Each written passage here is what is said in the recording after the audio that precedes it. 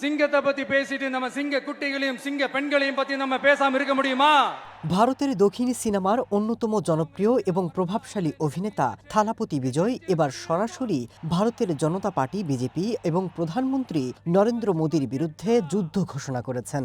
তিনি বিজেপিকে আখ্যা দিয়েছেন ফ্যাসিস্ট বিজেপি বলে। আসন্ন 2026 সালের তামিলনাড়ু বিধানসভা নির্বাচনকে সামনে রেখে তিনি এই ঘোষণা দিলেন। There are so many jackals and other animals in the forest, but there will be only one lion.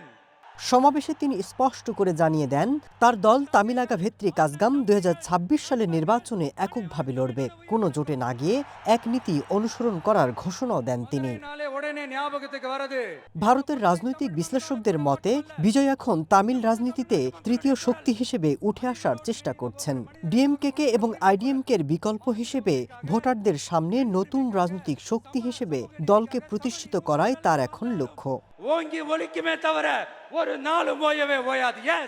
Tamil রাজনীতিতে সিনেমা তারকাদের প্রভাব নতুন নয়। এনটি রামারাও থেকে জয়ললিতা, কামাল হাসান থেকে শুরু করে এবার থালাপতি বিজয়, সবাই নিজস্ব ভঙ্গিতে জনমনে জায়গা করে নিয়েছেন। বিজয় এবার সেই ধারাকে আরও এক ধাপ এগিয়ে নিতে চাইছেন।